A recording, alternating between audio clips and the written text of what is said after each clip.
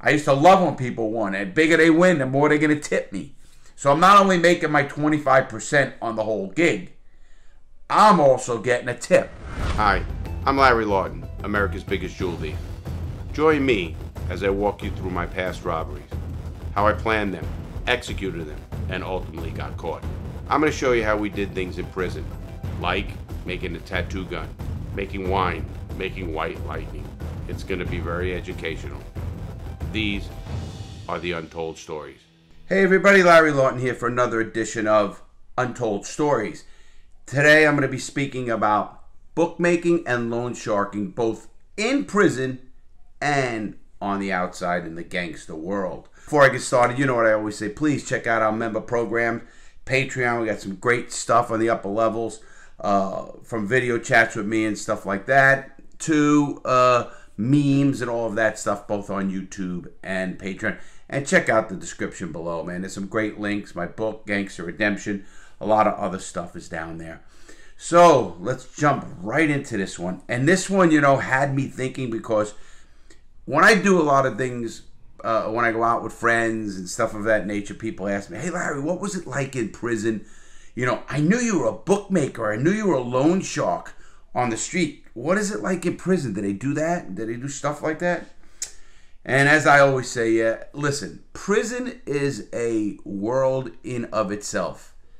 It mirrors the outside world, but in a crazy way. What I mean by that is, we have everything on the inside as you do on the outside. There's drugs and alcohol, and people go to work. Trust me, people get married. I know that's it is what it is. It's guy with a guy, but that's just what it is. I mean, it's a different world when a person has a life sentence. How do you tell them what to do or not to do? You can't. You can't. You learn that real quick in prison. You don't judge people. You don't look at people funny, or you don't judge people, because you don't know who will take a shank and stab you. But with my business, and I did bookmaking and loan sharking on the street and then in prison. And I'm going to let you know how it goes on the street first. A bookmaker on the street is what most people know today as legal gambling. But even today on the outside of the street, when I say street, I mean the free world. When I say inside, of course, I mean inside the prison system. How it works in bookmaking, it's just like Las Vegas, but only you're dealing with a guy, one, you don't got to pay taxes to. Nobody's going to report you to the IRS. In fact, bookmakers today actually use the numbers. If you ever heard of the number is the lotto number. They have a 3 number, the balls go up 3 numbers, and then you can pick that, or 4 numbers, all the way up to the 6 numbers, and then you get paid some very big bucks. Well, that goes on with bookmakers illegally. And why people would actually gravitate towards a bookmaker is, one, they might get credit when the state or a candy store is not going to give you credit for a lottery ticket or something like that. And also, like in the state of Florida, if you hit the lottery, you get 500 to 1.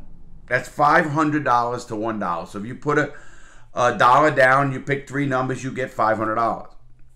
A bookmaker is going to give you $600. And that's no tax or reporting as well. So all of a sudden you put $10 down and you win. You're talking about $6,000. And you're going to get that instead of $5,000 where they're going to report you. So that's the difference. And bookmaking also goes with sports. There's different types of bookmaking. There's what they call a straight bet. If the Giants are playing the Jets, I want the Giants against the Jets. So I say I want $20 on the Giants to beat the Jets. Now there's a point spread. The point spread just makes the game even. So if the Giants are favorite by 7 points, that has nothing to do with the bet itself. So I'm putting $20. I'm laying 7 points to beat the Jets. You don't just put up $20. You got to put up what they call the VIG, or the juice. It's called either way. And it's 10%. So for every $5, you got to put up 50 cents. So you have to put up $22 to make a $20 bet. Now, if you win, you get that $2 back. So if I gave the bookmaker $22 and I won, he would give me $42 back. Here's the difference. There's another guy along the way, somebody who bet 20 bucks on the Jets. Okay? Now he put down $22. So what the bookmaker does is automatically make 10%. Here's what I mean. So if the Jet guy pays the other guy the $20, he's giving the bookmaker the $22. So the bookmaker keeps the $2. That other guy's only getting his VIG back. That's $22 plus the $20 he wins. So it doesn't sound like much when you do $20. Let's do it to a $1,000 bet. If a person puts a $1,000 bet down, he has to put $1,100 down. Now this guy puts $1,100 on the Jets. The Giants win. He takes $100, puts it in his pocket. The bookmaker takes the money and gives it over to the person over here who won on the Giants, so that guy gets his $2,100 back. The bookmaker didn't lose a dime but made $100 pretty much to be the middleman. That's called bookmaking, and they take that VIG. People say, well, why is it illegal? Oh, they're not paying taxes, they're not doing stuff. But literally, it should be legal. It is becoming legal, and now states have legalized sports gambling. And in that same regard, you know, if you have credit or if you know a guy and the guy's your bookmaker, you don't go there and give the money right off the bat. Actually, I did back in the 70s, in the early 70s, when I made my first bet. It was a $5 bet. I'll never forget it. I went in with Vinny Tremomuno, Vinny the bookie, the big fat guy with the cigar sticking out of his mouth. And back then, they wrote it on what they call flash paper.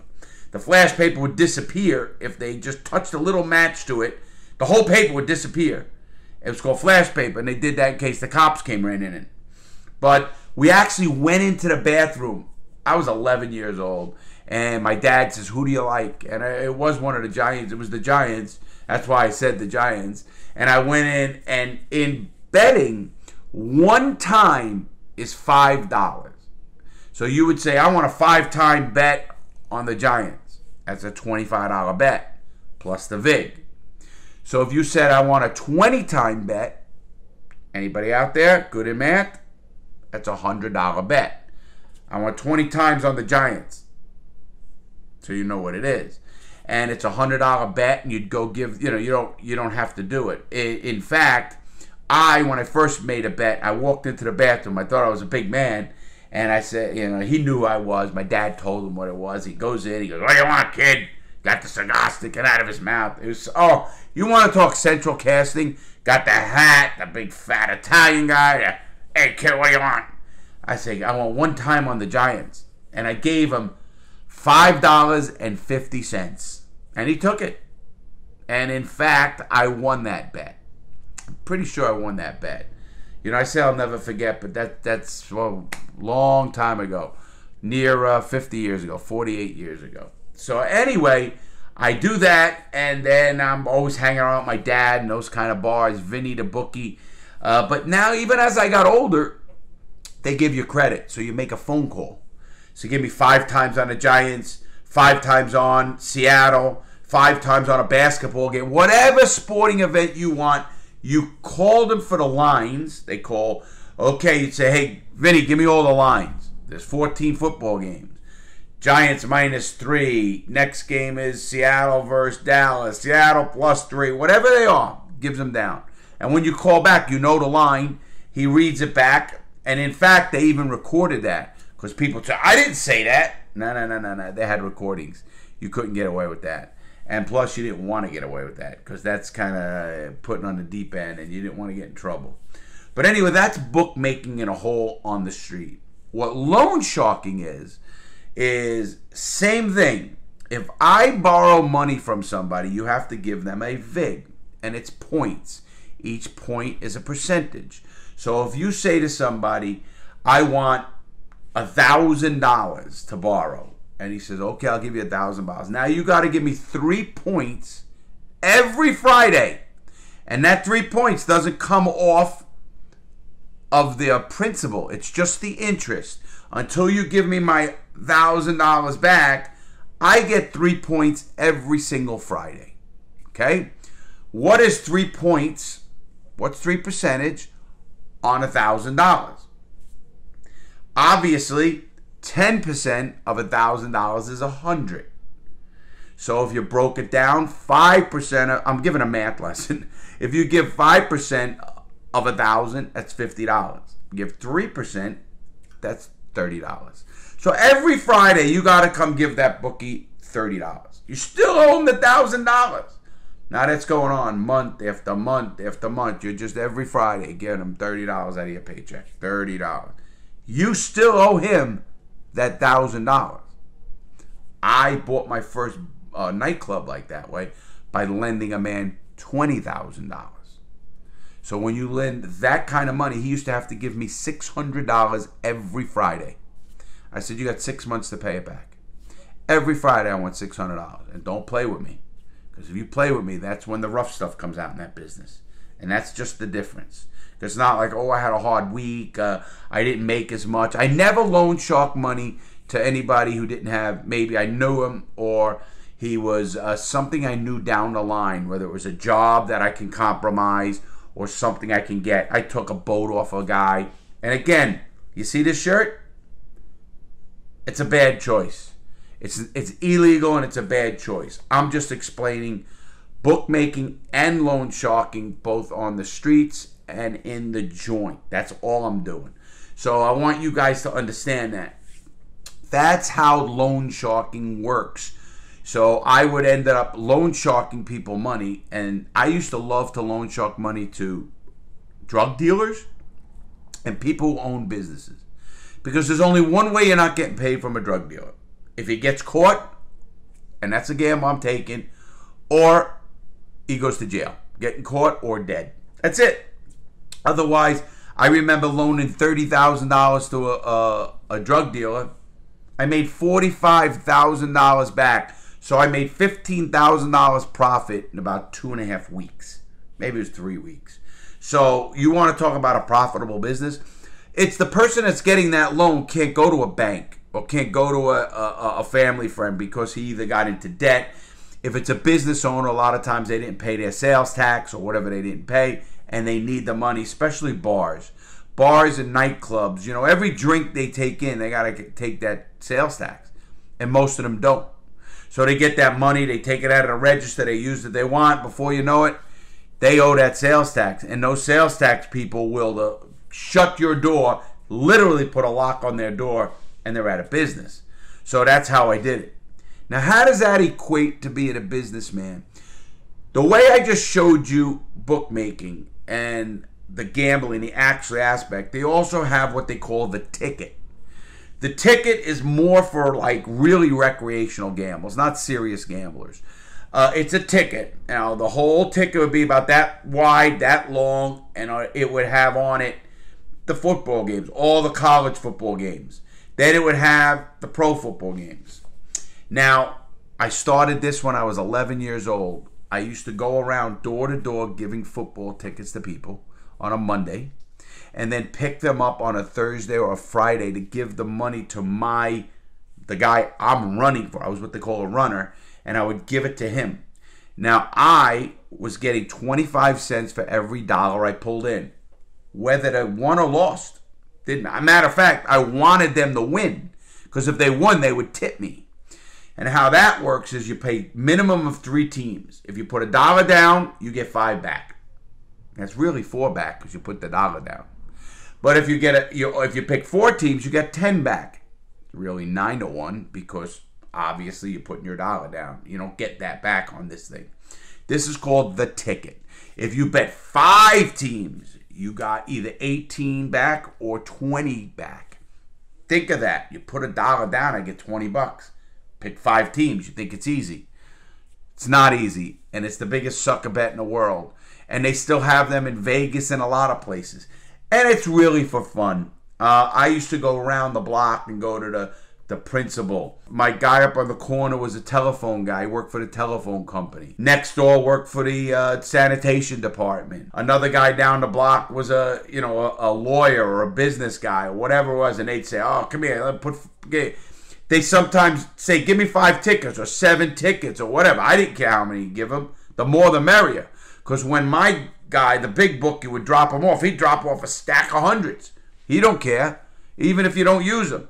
He printing them, but I would give him back. Now, on the bottom of that ticket, next to each game, there's a coinciding number. So it'd be 1, 2, 3, 4, 5, 6, 7, 8. All the games going, whatever. All that person does is circle the number, and then on the bottom, there's a grid with all of the numbers. So he would circle the corresponding things, and he would just give me back that slip of paper, and it would have like a perforation or whatever, a couple of lines. They cut it, and it would have 4. On the bottom, it says number of picks, amount, and name. So I just would get, Mr. Z, $5, 4 picks, and I'd make sure there was 4 circles on there. I didn't care who he picked, what he did. He's doing that number. That ticket is what, if he says he wins, we'll show him he circled the wrong number or he did win. At the end of the day, when I collected all of this stuff at the end of the week, I would take a stack of these tickets, whatever money was coinciding with that stack of tickets. So if there was $250, or let's call it $400, and a round number, I had $400. I got $100. In fact, I used to make about $125 a week as an 11-year-old kid, because I used to take in approximately $500, sometimes more. And I was a hustler, they call that. And I used to go door to door. It's called the ticket. And that's how literally bookmaking works. And it was very profitable. I used to put my initial on the back of every ticket. So if a guy won, my book, because he has a bunch of runners, he would know to give me the money and to give to that guy. And when I gave him, let's say he put $5 and he had 5 teams, $5 for 5 teams, paying 20 to 1. That's $100. He's going to throw you $5. He's going to throw you $10. I used to love when people won. And the bigger they win, the more they're going to tip me. So I'm not only making my 25% on the whole gig, I'm also getting a tip. Believe it or not, the bookie himself, the guy that I used to give the money to, made a fortune. It did not matter. He made a fortune. It's just the way it is. And they're going to do that.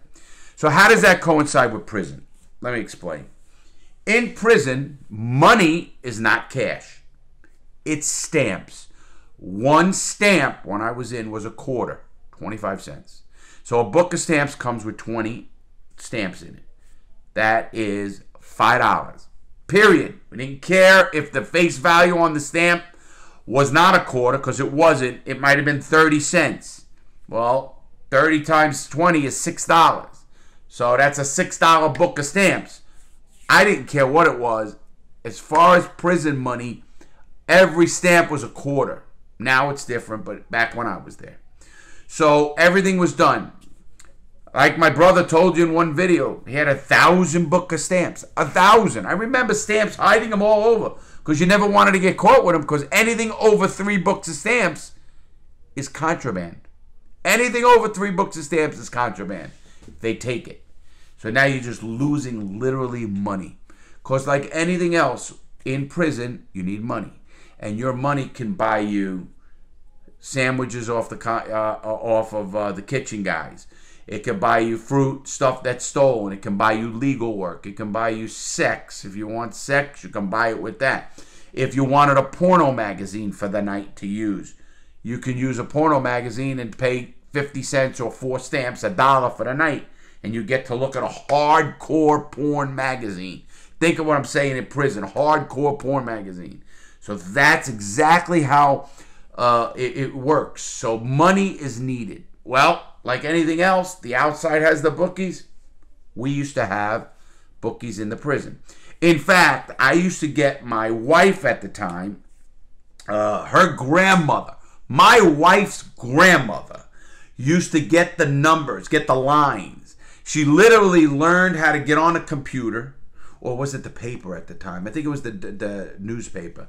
She would get the newspaper, and when she had the newspaper, one of my guys in the joint, a guy named Lou, would call her up, and he'd have a sheet of paper with all the games on it, and she would just read him the numbers, the lines.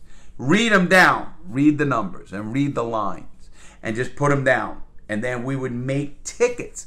Literally, we would go to the library. We would handwrite tickets.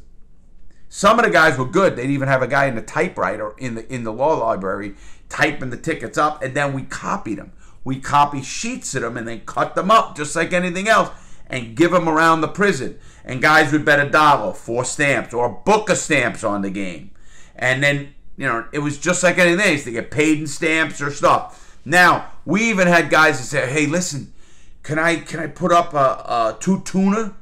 And you'd say, okay, each tuna is worth $2. You know, you say like that. So it's a $2 ticket. And he'd give you tuna. And you'd have so much commissary that what you do would open a store. It's called a prison store. And that's how we did that. So we'd open up the prison store from there. And then also loan sharking. We would actually loan shark money the same way. But the only difference in loan sharking money in prison is this. What we used to do there is do loaning. So like if you wanted to borrow a soup, you get 2 soups, you have to give 3 soups back. You know, ramen noodle soup. Hey man, you know, you have so much commissary, you'd start a list and you'd say, what do you want? You'd open up your lock, you'd say, I'll take a candy bar, I'll take this, and you either give him a price and he has to go get certain items more on his commissary when he goes, or stamps, he can buy it right there with stamps. That's what obviously bookmakers did, the guys had the money. Or you'd say 2 for 3. So that's the going rate in prison is 2 for 3. I'd borrow 2 soups. I got to give him 3 back on commissary day. And he'd know, Lawton, your commissary day is Wednesday because they know it goes by the last number. Like my number was 522240004. Well, my last number is a 4.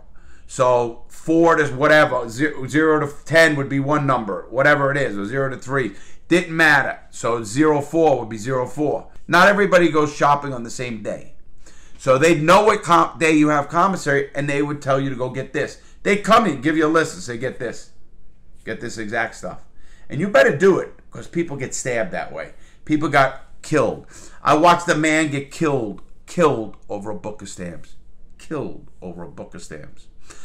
Back when I first went in, they had cigarettes, and they didn't stop cigarettes till like 2003 or something like that. And it was so sad. A guy, you know what, a plastic cigarette pack cover, you know those things? A guy got killed over a plastic cigarette pack cover. And you know what people don't understand on the street is, you mean he got killed for $5 a book? It's not the $5 that he got killed over. My cellie got killed over that, and that breaks my heart, and that was a whole different story. It's being disrespected. You know, if somebody beats you for money, it gets around that whole prison system, and you can't let that happen. Otherwise, you're now a chump, and you're going to have a lot of problems in prison. So I hope I explained bookmaking and loan sharking from the street to the prison. I think I did. Make sure you comment. Please share our videos. If you haven't, guys, please subscribe. Check out our member programs, but really subscribe, and please pass the word. That's all I ask. Thank you very much, guys. Much love, respect for you guys. Please, everything I talk about is for entertainment purposes. We do know that. See this? You know I believe in this. Come on, guys. I wear these shirts every day. Make good choices. Don't make the bad choice to land you in prison, please. You know, it hurts me in the soul when that happens. So please don't let that happen. And if you're really waiting for the end, see that picture up there? That's my mom and dad. My dad's passed away. I still live with my mom, and I take care of her. And I'm blessed to have that. Anyway, guys, have a great day. Stay strong. Make good choices. Much respect from me to you.